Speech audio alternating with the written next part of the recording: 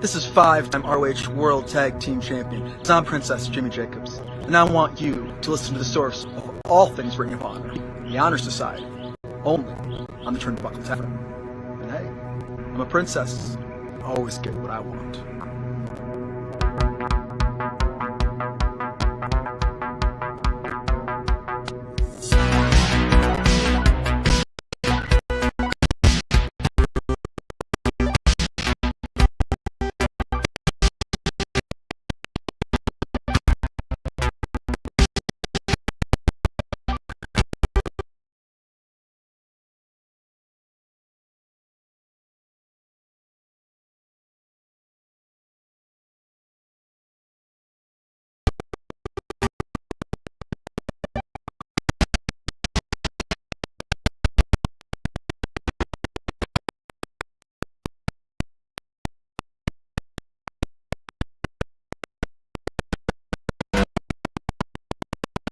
Title change on Dark Elevation using a Dragon Sleeper. Freems, were you able to catch this match, or just, I mean, what are your thoughts about even having this on Dark Elevation? Yeah, I actually watched it. You know, I don't hate that it was on there. It didn't make Mercedes Martinez look bad or weak. Didn't make Ring of Honor look weak. They got to put them somewhere right now, you know? Yeah. So, yeah, absolutely. It's not like that, but yeah, I don't know. I'm cool with it. What about you? It's not like they're putting the main championships on Elevation. Very true. Yeah, I mean, I'm like, right now is such a tough time, man. We don't know what's going on. You know, until we know what's going on with TV, I guess get in where you fit in. You know, if they're gonna do, you know, I think Dark and Elevation are good spots for it right now. I know we kind of went on a rant yesterday about how Dynamite uses their time. So I don't know if Dynamite right now, you know, maybe after the pay-per-view, do some ROH stuff on there. I don't think they're utilizing their time correctly on Dynamite, but you know, for Dark and Elevation, like, I'm okay with it right now because you're keeping ROH fresh in the minds of people who are watching. Yeah, I agree. Like, if it's going to be a Ring of Honor thing that is like featured on the pay-per-view, sure, throw it on Dynamite, throw it on Rampage. But if it's not, you know, if it's not going to be on the pay-per-view, they need to be focusing on building the pay-per-view right now. Yeah, because honestly, you know, right now we only have 3 hours of TV, 4 hours of TV right now until the pay-per-view. So I don't know, man. It's not time to do things, and we'll get in. There's another part that we'll get into in a little bit that I'll talk more about that. But as of right now, like with this match and with the one that we're going to talk about here in a second with Yuta and Josh Woods, I'm okay with it being on Dark and an Elevation right now. Yeah, I think a big piece of why I like this match was it wasn't a job match. Usually Dark Elevation or Dark, it's just quick, get in there, and then, you know, whoever is not the jobber gets in their move, and that's it. This match wasn't long by any means, but Trish Adora actually looked like a legitimate competitor, so I did enjoy that.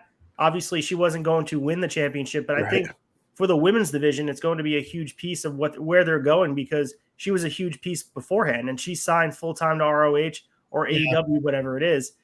I think the Afro Punk, as she's called, is someone who's going to be really valuable, and you have to be careful that you want to give her a title shot, but also don't want to job her out, because there has to be valuable contenders. And I think it was kind of the perfect utilization, and it's making me, specifically me, maybe because we're doing the show here, to go out of my way to watch Dark Elevation and Dark, because these championships are on here and I want to see them highlighted in any capacity. So it got my eyes to YouTube, and I guess that's all it takes, right? I think Tony Khan knows that Ring of Honor fans are going to watch if it's on YouTube, because we're not even used to being able to get it on YouTube. So, and I really, really like Trish Adora. I actually like her more than Mercedes Martinez. So there's that as well. The match, I think, was like right around 5.5 minutes. Yeah, definitely had the feel of not a job match, and that's hard to on those shows, Dark and Elevation. It always feels like it's a one-sided affair, like the old school WWF primetime matches. But this felt a little bit more than that. It was in between, and I was Bellcaster, as he would say. I'm definitely here for it. I want to keep this. This is something important to bring up. Is someone like Trish Adora? She's in AEW. She's an AEW wrestler. Is she going to be on, like, does Ring of Honor open up a spot for her to be featured? Because they are going to have a separate women's division. And while we do say we don't want it to be developmental, like, she's a good talent. So I think the women's division's different, though, because there's not that big pool. Okay, Hawk. No, I'm kidding. I know what you mean. Yeah. No, we're not. No, I know what you mean. Sorry, I should have made that joke. It's too funny. Speaking of that, put the picture up. Look at him. This asshole's he's driving to Vegas right now. That was his I wonder who took that picture. I didn't even know they made cargo shorts that short. They don't. He gets them special made. Okay. Yep. Yeah, he gets them tailored. Yeah, he's on his way to Vegas, so he's gonna be. Look at his dog. Look at Pavlov on top of the vehicle. That's a cool dog. I do. Yeah. I dig the dog. Yeah, he. So yeah, Hawk's on his way to Vegas. We're gonna get. I can't wait to get the content from him being in Vegas. Yeah, and I just had to share it here. I had to crop the picture when I saw it pop up. He's on his way to represent Turnbuckle Tavern, is what he had said in the caption. I think we have to put a disclaimer out that anything he says and does does not coincide with the aforementioned Turnbuckle Tavern, because he may go out there and be a little bit wild with that stash they brought down with him. So be careful, Mike Bellcaster. You're going to be hanging with him for a bit. I mean, just you always got to be careful with him. Somebody just mentioned. Let's see what you got here. Yep, that's Young Anthony. Young Anthony on his burner account. Oh, there it is. Yep. Hey, Tyson, you said that that means YouTube stream acting weird audio cutting out. Is HollerNet getting me? I can't tell. No, you're fine on my end. Yeah, it seems like it's okay on my end too. Good. I restarted before we started, so we'll see what happens. Well, let's move ahead to the other title match that was involved here this week. This was not on Dark Elevation. This was on Dark. We had Wheeler Yuta defending his Pure Championship against Josh Woods. So the two, if you guys remember, met at the Ring of Honor Supercard of Honor on April 1st when Yuta defeated Woods to win the belt. So this match obviously wasn't as highly touted as that match, but it had a little bit more history because now Wheeler's in a much different spot. What were your thoughts on this, Sneed, going into it? And as far as showcasing Wheeler Yuta as now a different character than I guess at this point 2 months ago, where he was prior. I thought it was good to put him up against the guy who he beat for the title. I thought it was a good with, like you said, he's in a different spot now. When he won that title, after that, I mean, the rocket really took off for that kid. His popularity went just through the roof, man. And he's so well known now. So I think him defending the title against the guy he beat for it. I think I thought it was a good move. I have my concerns with some of what's going on right now. That being Wheeler Yuta, that being FTR. These are AEW guys, I don't see Wheeler Yuta being a Ring of Honor guy. I don't see FTR being featured on Ring of Honor heavily. And I'm concerned. Hopefully Tony Khan does the right thing and puts over some Ring of Honor talent to take titles off of these guys. Yeah. But I'm afraid he won't do that. And hopefully I'm wrong. I hope I'm wrong. Yeah, it's just going to be challenging to go into because Wheeler Yuta has established so much on the AEW roster. He has so much stake with the Blackpool Combat Club. Yeah, I don't want to see him lose. Yeah, so it's going to be hard to have someone beat him. But that's what we've been talking about for the last few weeks, where you have to have this mindset where Ring of Honor and AEW are on the same level playing field. And sometimes the Ring of Honor guys are going to go over. So I thought of something. I'll go ahead, Sneed, but I got something that you're going to be interested in.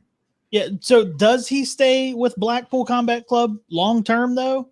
Or is this him, them pushing him and getting him to this level to put him in Ring of Honor where he's already an established star? I don't see it. I mean, it could. I could be wrong. I just don't see it.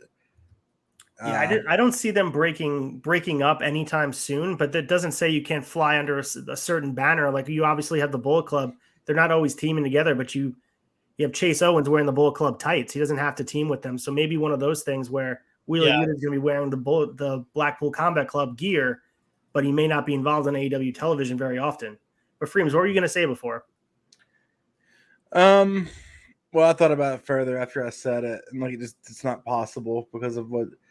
Like, the only thing I could see happening to me, is bringing in someone big to Ring of Honor, like a Claudio, beating Wheeler Yuta wouldn't make Wheeler Yuta look bad.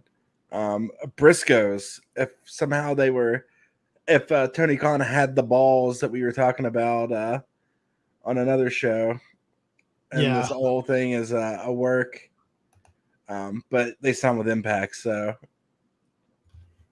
Yeah, that honestly, I think you're right. I think it has to be well done. If you're going to be having Wheeler lose, it has to be done in the right way. And I think he has to get to the point where wins and losses don't really matter. And I think he's almost there, because at this point, Bryan Danielson, Jon Moxley, as long as they go in there and they beat someone's ass, it doesn't really matter if they win or lose. I don't know if Wheeler's at that spot yet, but he's certainly close. He's approaching that area and he has momentum. So I don't know if leaving him in Ring of Honor by himself is what he needs for his character.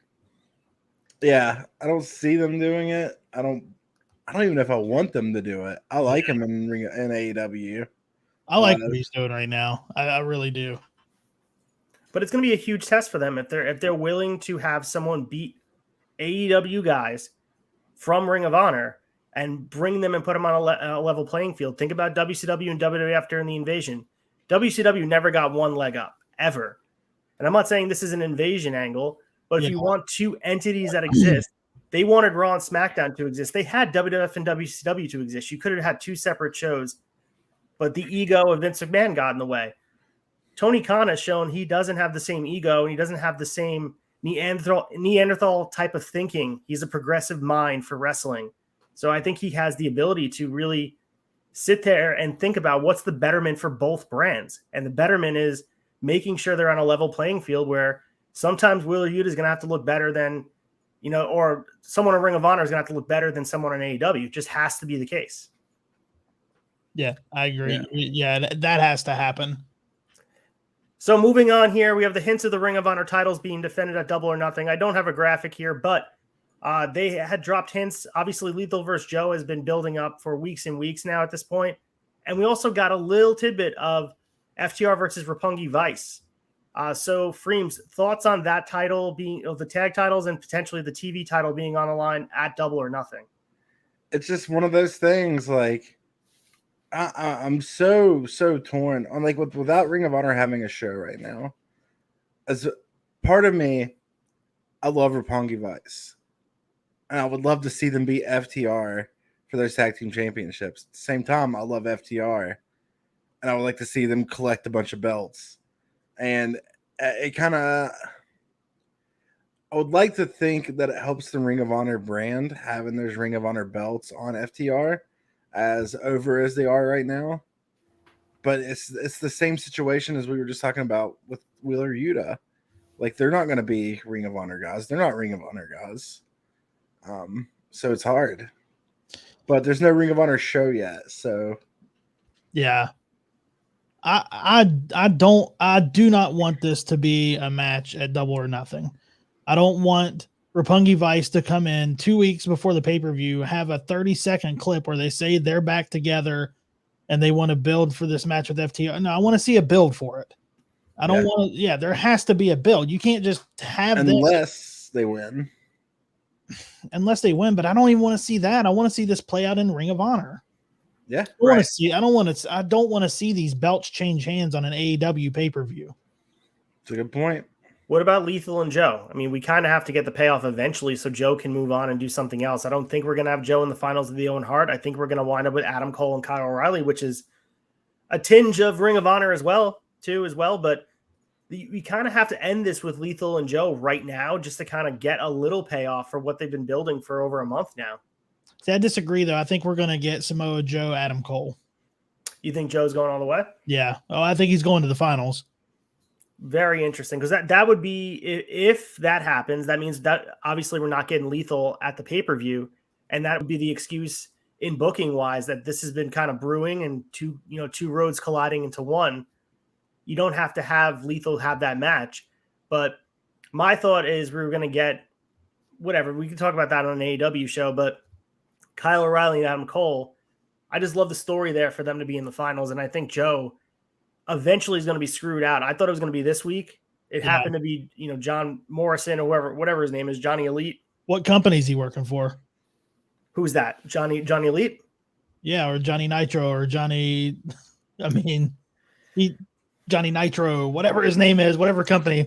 That has all the drippings to me of just being an Impact signing, and it just feels like Matt Sydal. It feels very.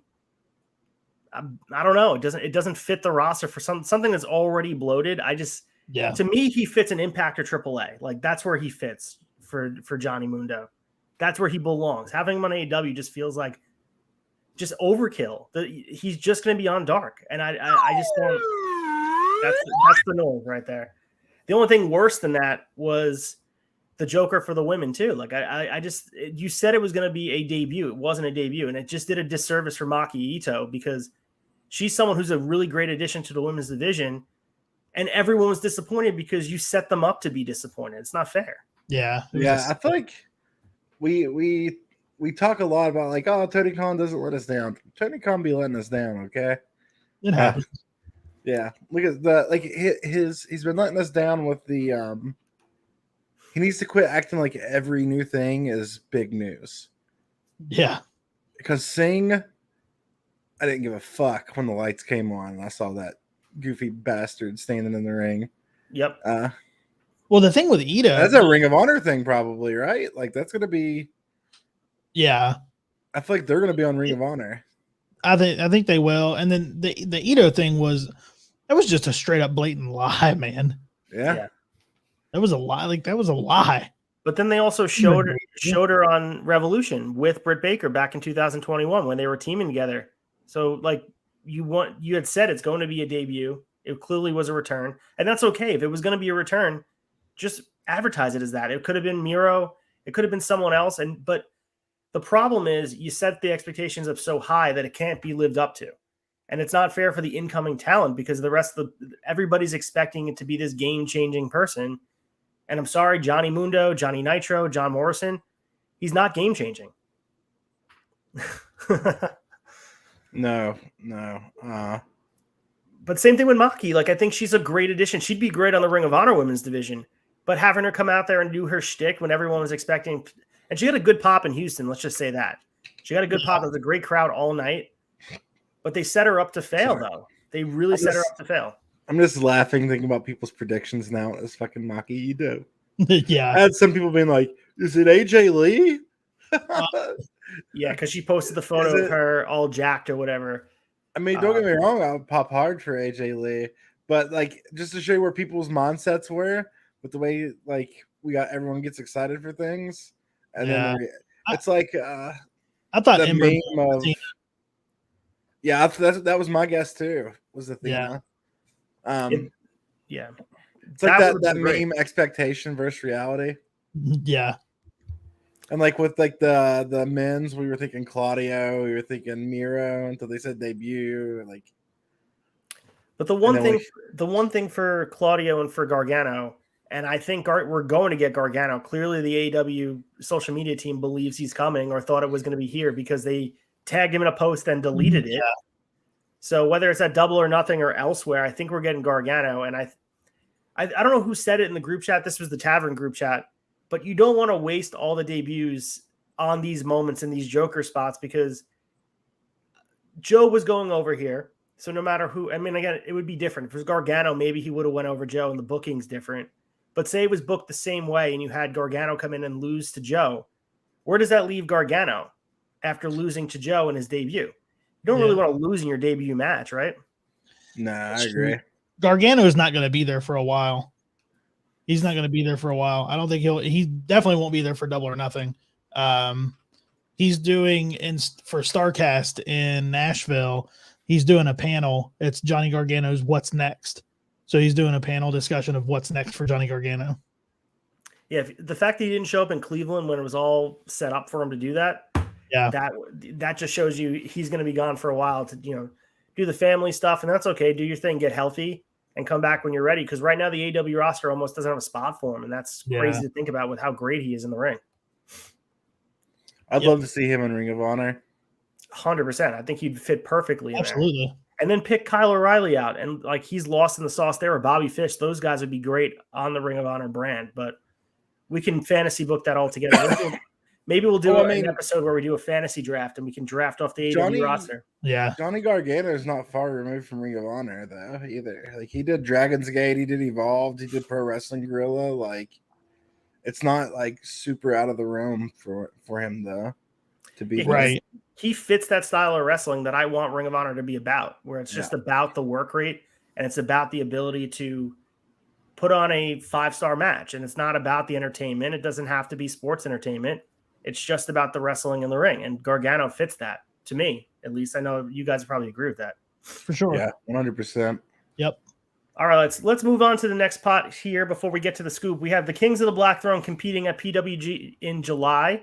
Just as of note, and I know that Brody King is not officially with ROH. He's in AEW, but he has all the stuff that is tied to ROH, and we always talk about him. So he'll be taking on Aussie Open, and I think it's going to be them getting the titles taken off of them. So Malachi Black and Brody King are probably losing the title at PWG. Just putting it out there so you guys are aware. I combed the newsletter and all over the web to find Ring of Honor guys and what they're doing on the indies. And then the other piece for the scoop as well, before we get to the scoop, is John Gresham is doing a rematch at the WXW 16 Carat Gold Finals. Will he be wrestling Robert Dreisker, who he won for the 16 Carat Gold trophy back in 2021. This will be June 11th in Oberhausen. So Gresham has really, we haven't seen him on TV since he got the concussion from Dalton Castle. And yeah, if you guys have any specific thoughts on Kings of the Black Throne and John Gresham, because the world champion is nowhere to be found. We have other titles being defended, but the world champion is nowhere to be found. Yeah. I agree with. I think that they will probably get the belts taken off of them. It's just so, and I say that it sounds like a broken record, man, but it's just so tough with not knowing what's happening right now. 100%.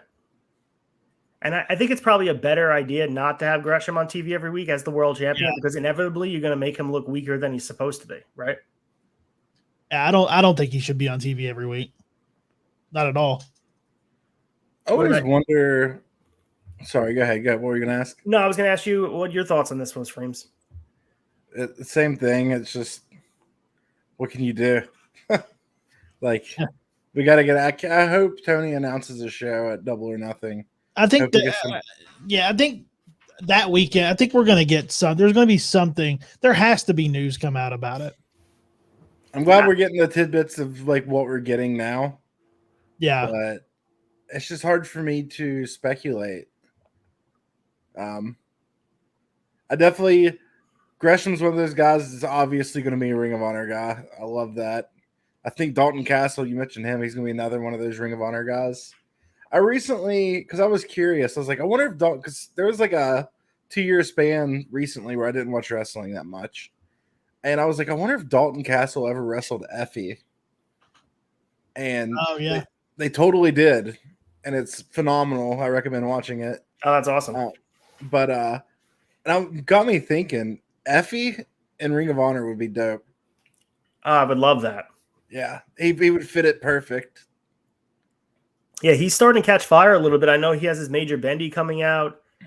He's the highlight of almost every GCW show with Ali Catch. They're both putting on shows every time they're out there. I can see. I don't know what his exclusive deal is though. Obviously, I don't know what GCW's deal is with signing talent. I know they don't have exclusive deals with guys because they work everywhere. But I don't know if Effie is just an independent contractor right now, and maybe he's looking to settle down, and some promotion in Ring of Honor would be it. I think that'd be amazing to have him on national television. If Ring of Honor, I would imagine it would work the same way, where I don't think people are going to be exclusive Ring of Honor. I think they're still going to be able to work around, don't you? Oh, absolutely. Like same thing as AEW, where you have guys going to AAA and doing your stuff. But Effie, I feel like he's GCW if you had to label him somewhere, but I think he just gets paid show by show, right? I would imagine that's the case. Yeah. So I think it'd be awesome to have him full-time signed with AEW, where he has to at least pass it by Tony Khan about what he's doing, and then have him be exclusive. You have to watch Ring of Honor to get your fix of Effie. I think his character, to me, he's electric. And I really think if you haven't seen him wrestle, you're missing out, because I think people get lost in the presentation of when he comes out. But when he goes out there, he has this side of him where he puts on these amazing matches. I mean, just if you know what GCW is about in that environment, someone like Effie fits right in with his character. So I think he would fit really in, like he would add a lot to me. That would be someone I'm targeting as far as I would love to independent see wrestlers. a weekly episodic feud between Effie and Dalton Castle after watching their like back and forth. Yeah. Oh, I love that. I absolutely love that, Freems. All right, let's move on to the scoop, guys. We have some news to get into.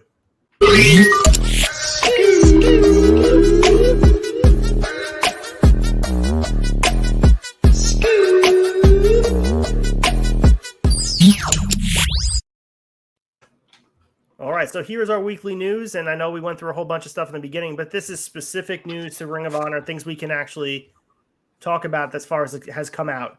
And the biggest thing is we thought we had the logo. We thought that we were going to have to live with what they did, but Ring of Honor filed a separate trademark for another new potential logo. So you guys can see the top left corner. That's the logo that came out about a week ago. Bottom right corner is the new logo. Obviously not colored. It's all black and white. And this new filing was made on May 12th, just 6 days after an earlier filing for a different logo. And obviously you can see Ring of Honor at the top. ROH is very consistent with what the old logo looked like. Freems, I'll let you start with this. You and I talked off air about this. What are your thoughts about this new logo? And do you have an opinion on if they're using both? I don't know. I don't see how they could use both. Unless obviously they could use both, but it just doesn't make sense to use both. The new logo, the second one, shit's fire. That's my favorite Ring of Honor. I like it better than any Ring of Honor logo that's existed. Yeah. It's very similar to my favorite Ring of Honor logo, the box logo. Yeah. But it's just a little bit better. I don't know. I hope that's the one they go with.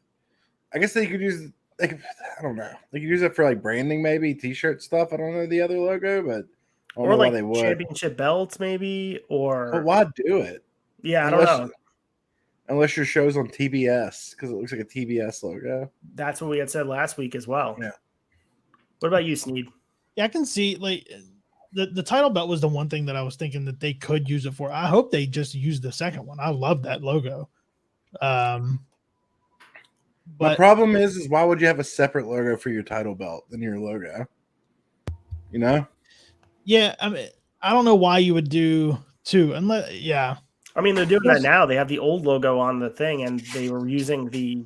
I know that they had the title for Bandito, but when they unified them, Gresham was holding the old title, and I know it's for aesthetic because Gresham represents the old Ring of Honor, but they were still doing it, and unless they have one for like a main plate on the belt and then the other one for side plates or something. I meant more like this would be more of a we made a logo just for belts.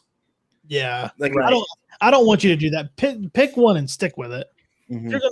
If you're gonna pick just like Ring of Honor, do the ROH on the title, but do it as the same font. Don't pick one or the other. Yeah, I agree with you guys. I like the second logo much better. Yeah, I did like the first logo. I thought it was. I dig the first one. I don't hate it. I definitely don't hate it. It's a little simplistic for me, but I love that the second one gives a nod to the the original logo, where the first ever logo, where Ring of Honor was written in script at the top. This just looks a little bit more fine-tuned than that logo, because the other one looked like it was made in paint, if you remember, if you look back on it now. But yeah, I think they're going to stick with the black and red. I think they're going to go with that, obviously. I want to see it. I want to see some color put into it too. Yeah, I guess we have to see what it looks like with the color. Yeah. But there is a chance that they have both of these to make a choice. Like there's things that get stuck in production, and you have a choice. You can make merchandise, you can make different things with the ROH logo on it and pick which one you like better. Yeah. So it's not necessarily what you're going to use. It may just be like they want a choice when the time comes and TV comes along. So it was very interesting to me that it came out. I was almost shocked when I saw the news drop that it was another logo, because I thought it was like, all right, we have the logo. We can start predicting. I have another like weird like conspiracy theory. Oh, go that for I thought of. And it's that supposedly there was a new logo in the works already. We talked about this on the show, I think 2 or 3 weeks ago. It wouldn't surprise me if that first logo was the supposed Ring of Honor logo that they were going to change to, and they went ahead and copyrighted it because they were afraid it was going to get leaked and used somewhere else. Very interesting. Like, so the one that Ian Riccoboni was talking about not having, he saw the shirts, but they won't give him one. That one? Yeah. Maybe we'll hear something from Ian if my conspiracy theory is correct, but that's a good theory, though. I can definitely see that, because, I mean, what did we all want to see when he talked about it? We wanted to see the logo. 100%. So. Yeah. I don't know. I just like the fact that it says Ring of Honor, and I know it's a small nuance thing, but it has the aesthetic of the old logo, and I don't have the picture, but guys, look it up in a separate tab. Don't close out of us right now. Check it out and check out the old logo. It looks just like this one with a little bit more flair, and I think it's actually really well done, and it feels unique, but it also doesn't stray away too far away from where they were, which is like it's a hard thing to do. You don't want to go full rebrand where you're going to alienate the hardcore fan base, but you don't want to just redo what Sinclair did. You want to be able to like step out. So getting rid of that script ROH logo, whatever it was with the Infinity Zero, you had to get rid of it. Like that era is long dead. And I think it's important to separate yourself long from that. I mean, you could show the matches, you could talk about the history of what happened during that era, but as far as aesthetics go, you need to move far away from that era, in my opinion. Yeah, the current Ring of Honor logo gives me freaking like late WCW vibes. It bothers me. Like the WCW Greed poster, like the last review. Yeah, completely. So we'll obviously keep you guys updated on the ROH logos, and if we get colors, we'll obviously have it here. You'll see it here. We'll see it on our Instagrams as well. But we will see. And same thing with the title belts. I don't know if they're just going to update the title belts and add this new logo on it. Are we going to get new title belts altogether? That's a whole bunch of stuff that we are going to have to learn with you guys. And I know that a lot of what we're doing is conjecture and talking about potential things happening, and it's hard to nail it down without the TV deal. But the great part about it is we can go back from the last 8 weeks when they eventually lock down a TV deal and some of this stuff comes to fruition. We'll see how wrong or how right we really were. Here for it. 100%. So the next part of the scoop, we had a Tony interview on TSN Canada this week. And this is a quote from him talking about the trios titles. He said, "I saw Dave reported it. Nobody asked me on the record yet, but it is truthful that I've made the belts. I made them a long time ago. And to be honest with you, they've never been seen, but I did have them made. I do have more championship belts in my possession that have never been unveiled or anyone might suspect." So this is a continuation of that quote that we talked about last week. "The TBS championship was in my office for months at the shows before anybody knew it was going to be unveiled. For example, the Ring of Honor purchased now the great stable of champions and the intellectual property, not only the legacy of past events, but the great slate of, I think, potential future events we can do in Ring of Honor. And all that was kind of a surprise to everybody that we kept under wraps. That came together more quickly, whereas the Trios Championships are something I've thought about for a long time. But there are more championship belts than people might think that I've had up my sleeve, and the Trios Championship are arguably the foremost." So this is the full quote. I want to give it to you guys. I know we had that small snippet last week talking about the quote where someone just pulled it out of the interview. The interview actually aired this week on TSN Canada. We talked about trios potentially being exclusive to Ring of Honor in our fantasy world. But as far as other championship belts, maybe he's referring to Ring of Honor championship belts. that are being remade for the program. Is that a stretch here? I think there's going to be trios in AEW, and I don't think there will be one in Ring of Honor. But it's not what I want, but I think that's what's going to happen. Sneed got holler netted.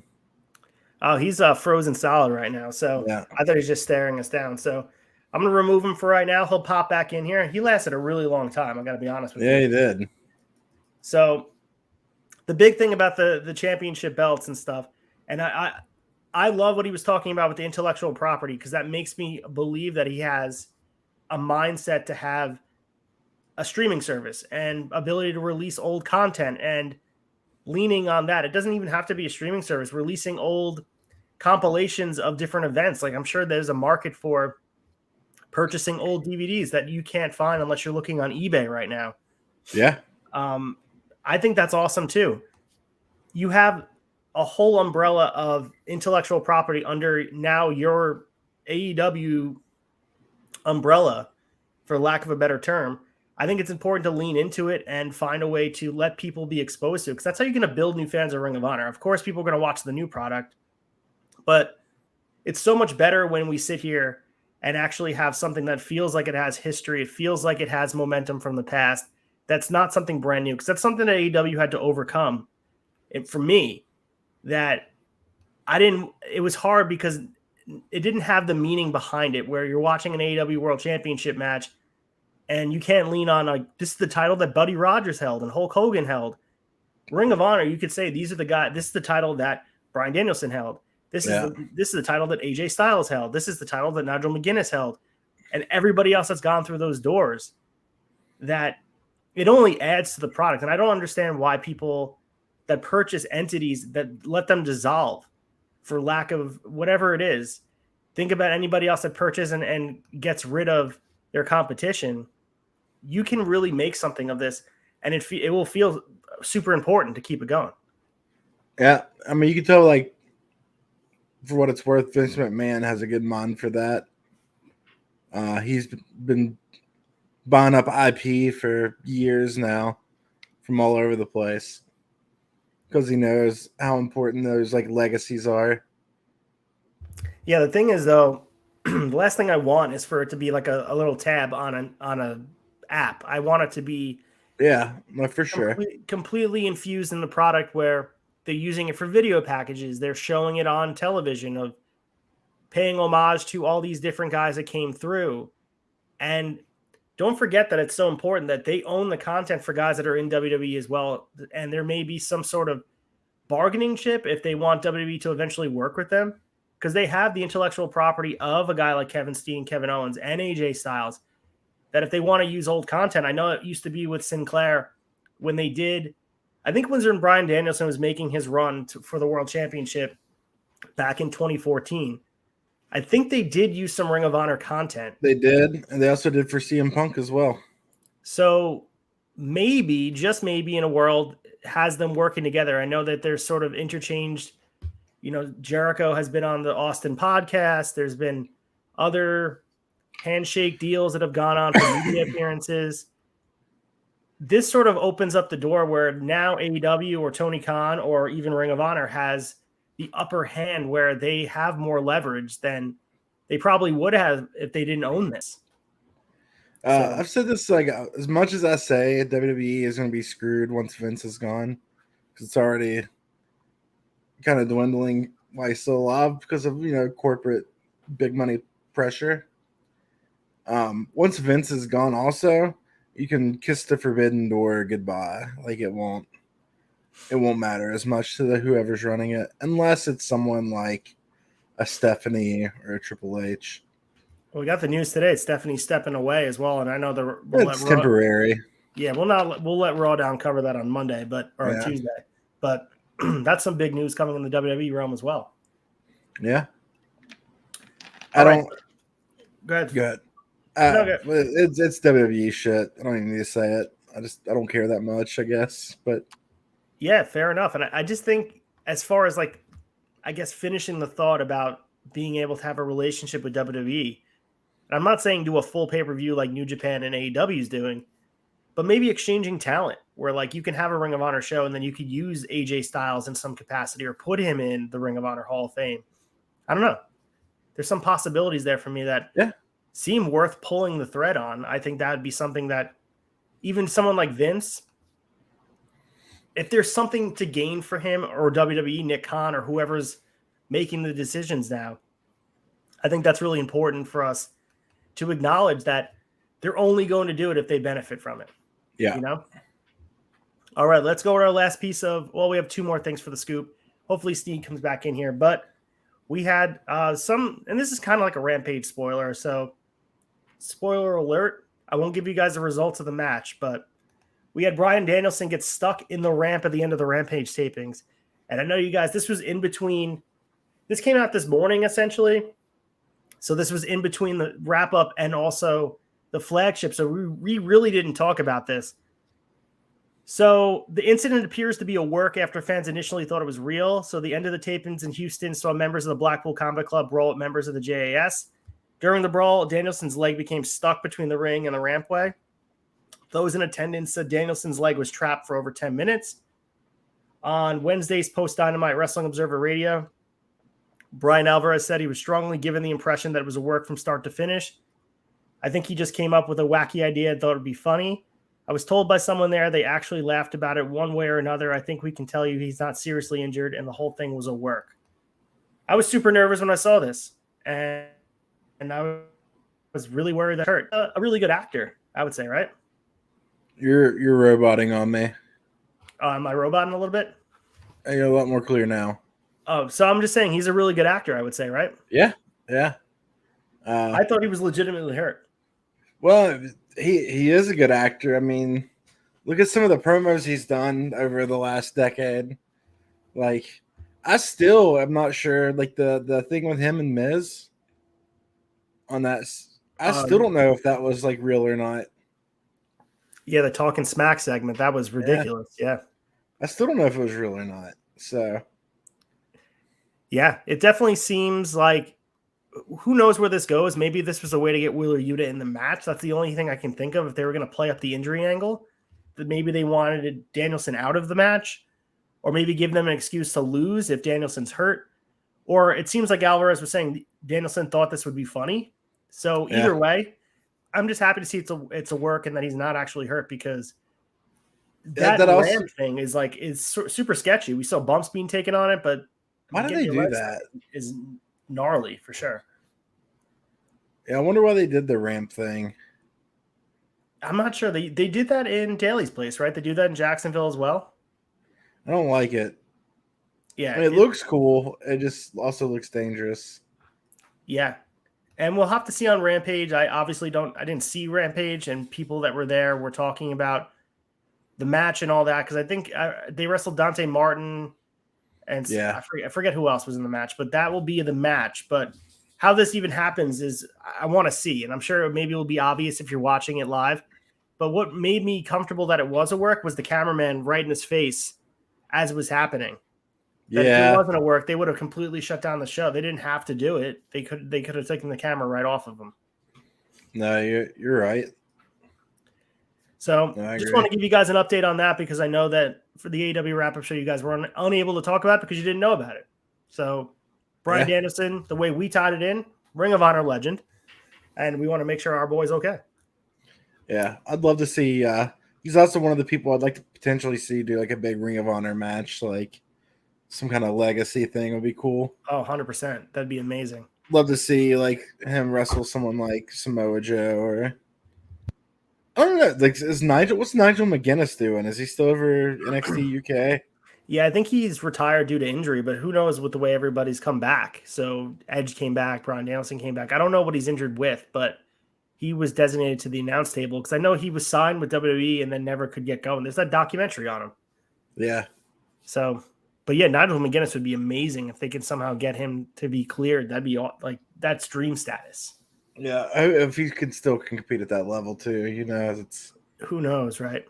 I mean, we got 78-year-old Ric Flair coming back, so I guess anything is possible. The big one would be the obvious, like CM Punk versus Bryan Danielson. The most obvious though that they could definitely do, because they got both of them signed, is CM Punk Samoa Joe. Yeah, that would be, to me, that'd be a pay-per-view. If you want to have the first ever Ring of Honor separate pay-per-view, that's what you headline it with, because that's how you get everybody to tune in. Like, it's must-see TV. Yeah. And people are going to really want to kick off the Ring of Honor brand with a firework level match. That would be it to me. Short of Bryan Danielson and Samoa Joe, or versus Punk. I think any combination of the three of those guys, or maybe in a triple threat match, I don't know. But like, I would love to see Danielson work with Gresham too.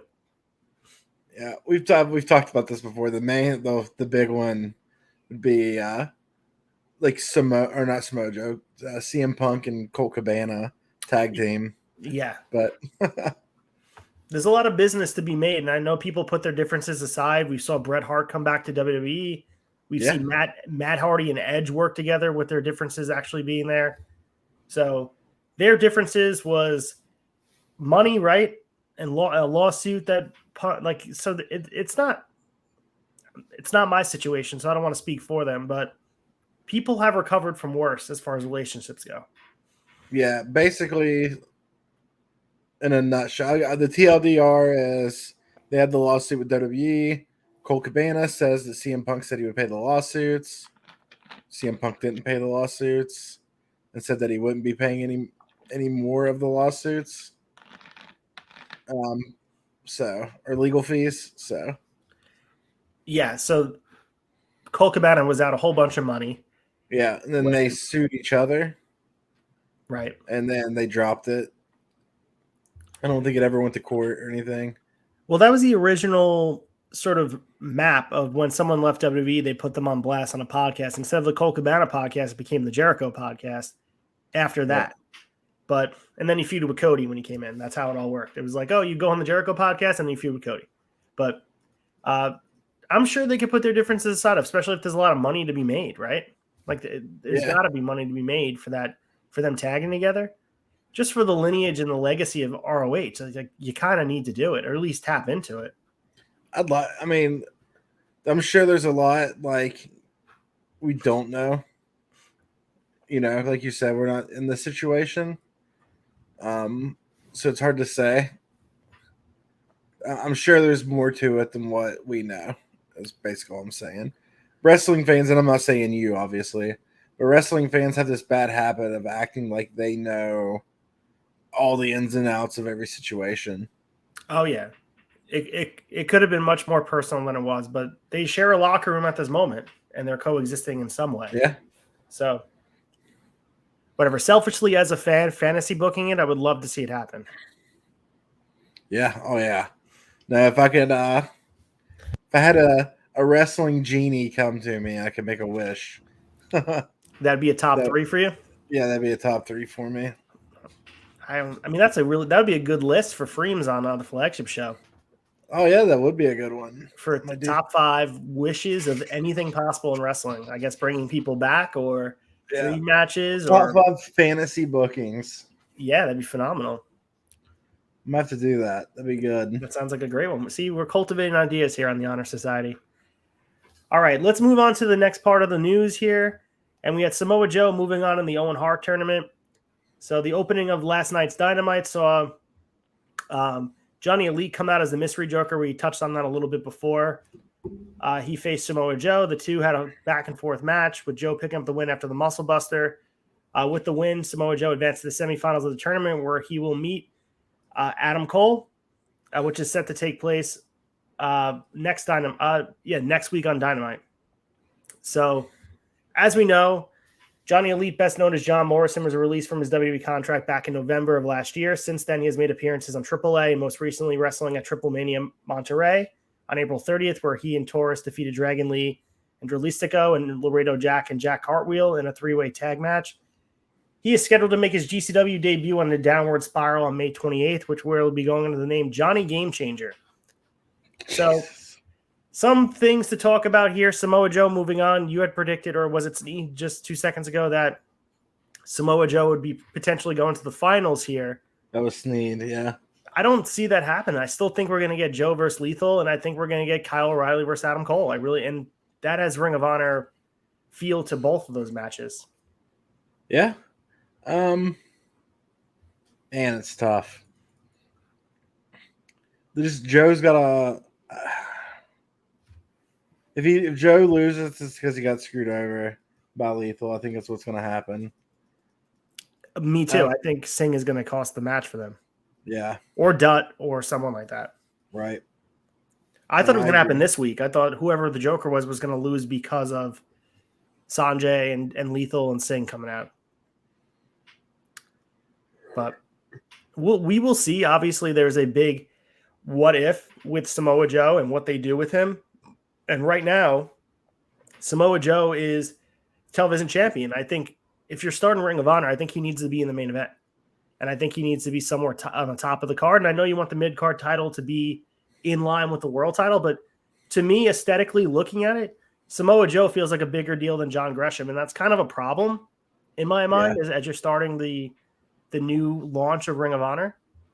I think that it's important to establish Gresham in a way that I'm not saying have him beat Joe, but right now maybe Joe needs to be in the main event feud and have Lethal take the television title off of him. I don't know. But right now, Samoa Joe feels like the Ring of Honor guy.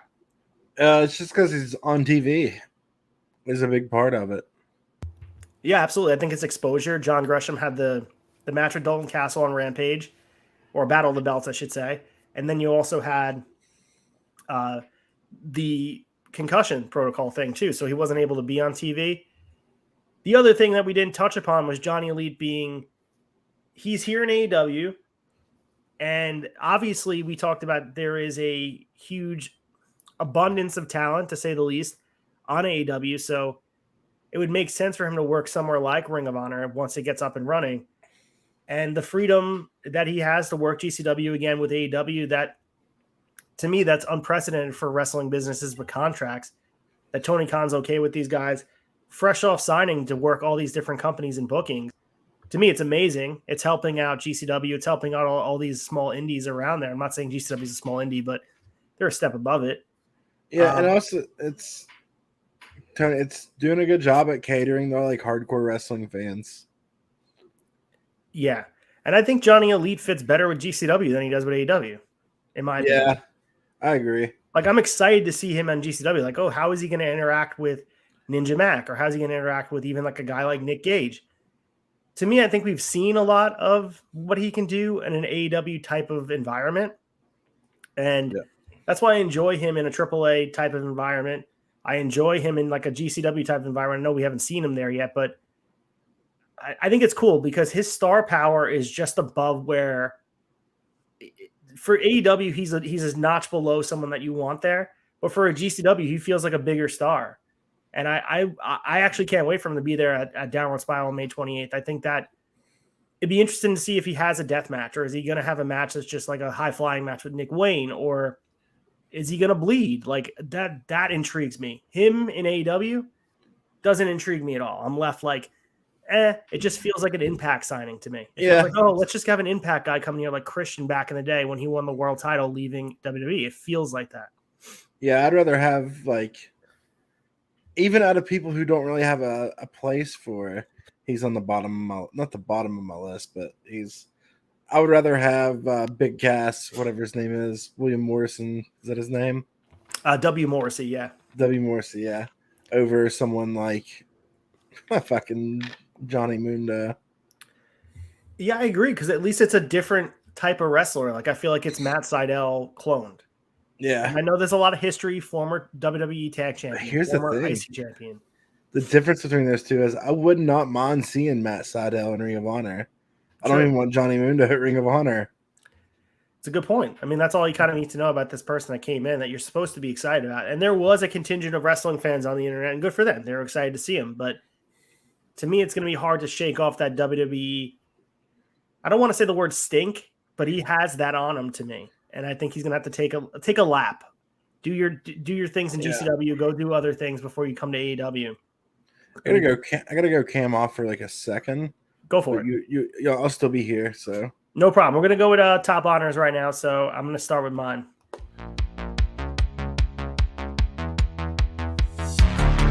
Top honors.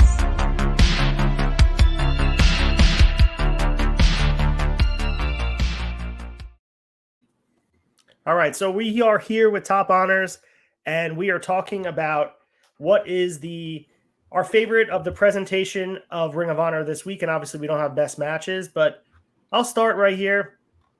I'm just going to say the way Samoa Joe is being showcased to me has been continually my favorite thing about ROH. And I know it's at the detriment of other people on the card because you want John Gresham to feel like he's the most important guy in the Ring of Honor roster. He just doesn't feel that way. And I think, Dreams, you made a good point about that, where it's simply because of he's not there. And I think that Samoa Joe is there weekly. He's there consistently. He feels like he's going to be on your show. So it should be switched. Like Gresham's the TV champion and Joe's the world champion. Yeah. And I know they wanted Gresham back in there because he was the world champion prior. But the way that Samoa Joe got a pretty convincing win over a debuting star, that was really refreshing because I got nervous for a second that we were going to have Johnny Nitro, Johnny Mundo, Johnny Fuckface go over Samoa Joe and get the win. So that's my top honor. Yeah, I agree. I was like thinking about it further. Jay Lethal and Samoa Joe are so synonymous with Ring of Honor. It also kind of makes sense having them the ones on TV right now. Yeah, that's true. Very good point. Even though I do agree, I wish Gresham seemed bigger than what he is, but we'll see what happens. He's probably got some other commitments he's dealing with. Tighten him up some loose ends. We don't know his day-to-day either. Yeah, and he was getting over the injury. I think that's a big piece of it as well. Yeah. Being injured didn't help. And they were showcasing him on Battle of the Belts. They had a main event, that show, which was awesome. Also, who's he? He's married to a wrestler, right? I don't even know that. Isn't he married to I could have swore he was. Anyways. Jordan Grace. Yeah. Not to be confused with Style and Grace that Hawk has. Yeah, Jordan Grace. She's Impact. Yeah. Right? Yep. I thought so. Yeah, I mean, I just think that with John Gresham, once the TV show gets cooking and you have it going, I think it's important to have leverage behind him. But separately, I love the way they're booking Joe. I think he looks stronger than most of the AEW roster on any given time that he's out there. And I think that's important because he is the mid-card champion of Ring of Honor. So it's almost even without having Gresham there, Joe almost makes him feel a little bit stronger because if he's for the casual fan, if Joe is the TV champion of that brand, if he's the TV champion, how badass is the world champion? So if you're a casual fan watching for the first time, it's a pretty big deal. Yeah, I agree. All right, what is your top honor of the week? I don't know if this could be a top honor, but I want to say the new logo, man. I'm popping for a heart. Hell yeah. I'm going to show it again. I agree, man. That is a top honor for sure. Yeah, I really, really, really like that. And I know that we were not hard on the logo last week, but I'm all for improvement, man. If they go out there and they can improve something, why not? And I love how the logo's uneven too, like how it has the R is a little bit longer down there. And I remember reading something. There was a reason they did that. I'd have to look it up. I had to find it. I read it in an article a long time ago, so it's not even something you can look up like easily. Well, the original block logo, the R part was longer. Yeah, but it was like a reason, like it's something to do with the ring being a certain amount of inches, like something like that. Oh, maybe. Yeah, I have to look it up. Never heard that. I'll come back to you guys next week if I can find it. Yeah, but the original logo is very similar. I know it was more scripty. The original logo was more scripty as I pulled it up now with Ring of Honor across the middle. So this is like a combination of both. Like it's a combination of the block logo. This looks so much this looks like their second logo, Ring of Honor's second logo. Yeah. Ring of Honor's first logo is pretty rough. Yeah. Ring of Honor's current logo is like reminiscent of this. It's like a better version of the original logo. Roughly. I feel like is what they were going for. Yeah, I think we can both agree that the last logo was the worst, right? Yeah. Not a fan. And it also is like it's so tied to Sinclair. It's synonymous with it. It almost like feels. That's what it reminds me of. Like it just reminds me of a bad era. I mean, Yeah. the era was still fine. So here's the thing: like you could still get like DVDs and stuff, right? But it was if you wanted to be a Ring of Honor fan, you were so far behind every other wrestling community. Yep. For no reason other than Sinclair. Yeah. And the TV is all you need to know about. Just making a compilation of like weeks of television. It was like, it's like we were stuck in 1989 watching WWF like Superstars. Where it's, right. Oh, we're gonna join a match live from Madison Square Garden, and it's like, what are we doing? Right. Like you could show tape shows. Like you just make it consecutive so that we can keep up with what's going on. You have guys that have long hair one week and then short hair the next week and then long hair again that they show. It's like, what are we doing? Championships, like you watch a guy lose a championship and then he's the champion pre-losing it on the next episode.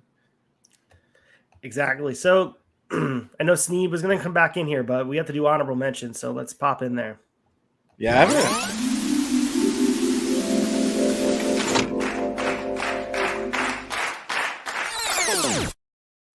My bad for cutting you off. The VCR got in the way. What were you going to say? I haven't heard from Steve yet. I haven't texted him. Yeah, he usually pops back in. I know he has the link. He has the access. He is one of the bad Chads, so they have full access to pop it on the StreamYard anytime. But I'll let you start with your honorable mention. Let you take the lead here. All right. For my honorable mention, I've been on a Roderick Strong kick. After last week picking a Roderick Strong match, I'm pretty sure I picked one last week. This one's even better. This time I went with Austin Aries and Roderick Strong versus the Briscoes. Oh, hell yeah. That's from it was from ROH Unified in 2006. Oh, 06, yeah. It took place in the UK. Liverpool. It was a unique environment, too, if I remember right. The crowd it was so good. The crowd was popping hard. Tons of good matches. You had Claudio versus BJ Whitmer. You had Chris Hero versus Colt Cabana. Yeah. Colt Cabana wrestled twice on that event, by the way. Badass. And then you had the famous Bryan Danielson, Nigel McGuinness main event. So it's from that card. Wow. A stack show from the UK. Yeah. So good. Man, look, we got a run in. We got Sneed back in here. What's up, man? Perfect timing. Ew. What's going on? Yeah, I was trying to watch. I was trying to watch because at my apartment I don't have cell phone service unless I have Wi-Fi too. So I had enough. I went by the window and was trying to listen to parts of the show too. So yeah. Well, we just had Freems do his honorable mention, so you slide right in. Give us your honorable mention. Freems had a great choice. More Roderick. What was your choice? What was your choice? Austin Aries and Roderick Strong versus the Briscoes, 2006 ROH Unified. It's called Unified. What, did you pick that one? No, I almost did. It's called Unified because it's also the main event was the Nigel McGuinness Bryan Danielson match. Oh wow, okay. Well, I also picked the Briscoes match. I picked Briscoes versus Motor City Machine Gun. Awesome. It was from 2007 at the Good Times, Great Memories event. This match was like 40 minutes long, and they just went through everything in the match, man. It was like they would brawl, they would do wrestling. Like it was a great match. That is awesome. So to coincide with what you guys picked, you picked 06 Freems. You picked 07 Sneed. I picked 05. So I have Bryan Danielson versus James Gibson from September 15th, 2005. This was a great match that started the historic title run as champion for Bryan Danielson, where he held the title for 462 days, and he had 38 successful title defenses. He made James Gibson tap with the crossface chicken wing. So two things. Crazy that he defended 38 times. I don't think he's going to wrestle 38 times this year. And he made him tap with the crossface chicken wing, which I would love to see that move be brought back into rotation. Bob Backlund. Backlund. Yep. I mean, it wouldn't shock me if he brought it back because he makes people tap at all different types of moves, but it was awesome to see that move being put in there. That's one thing that I love that he does too, man, is that his move set is so wide open that you never know what you're going to get. Yeah, he hasn't finished the match with any of the same submissions like ever. I know he's like sort of the finishes are sort of convoluted now with Blackpool Combat Club, but when he was wrestling, he was winning with arm bars. Yeah, but I think his mutilation and like I think his thing is to pick something like that after he smashes your face in. 100%. Yeah. So if you guys are not familiar with James Gibson's work, he is the otherwise known as Jamie Noble. So before he was West Virginia boy. Yeah. So he was already Jamie Noble at this point after getting fired. I think 2002 is when he was Jamie Noble. He left WWE for a bit. Worked in Ring of Honor, was awesome there. And then he went back to WWE to do like the J&J security stuff. But his time on the Indies was awesome. During the J&J security stuff, didn't he get chased through his trailer park in West Virginia and get stabbed? Yeah, something like that. Yeah. Like that's a shoot or like that actually? No, that's a shoot. Like I think because I was a little shocked that he was still living in a trailer park in West Virginia when I heard that story happened. He's living the gimmick. Nice trailer parks out here, okay? I'm not knocking it at all. I just figured I didn't think he'd be living in West Virginia. He's living the gimmick, man. It's still like, Nitty is at home with him. He's living the gimmick. Yeah. Anyway, so that is our honorable mentions, guys. We're about to meet you with the final handshakes and do some shilling for the other shows on the tavern.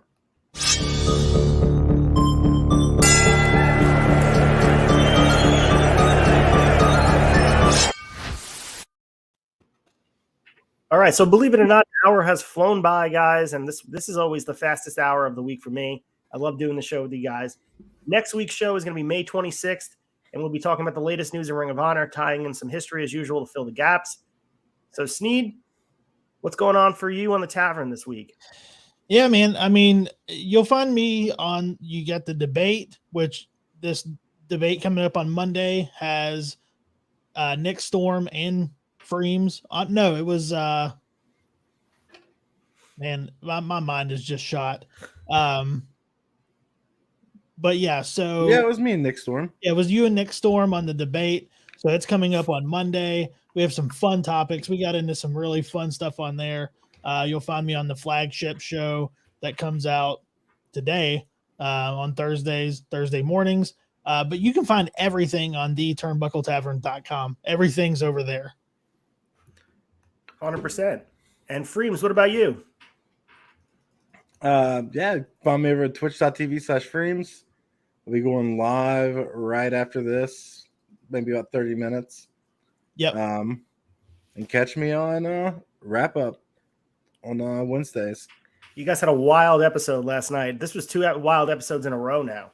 Hawk showed up. You never know who's going to show up. Hawk did show up. All the style and grace showed up. He had some little wine lip going on. He was Wine Lip Magoon. Why? He was live from, what was it? I'm trying to pick the best joke that someone made. Like live from. I like the Women's Center. Yeah. From the YWCA.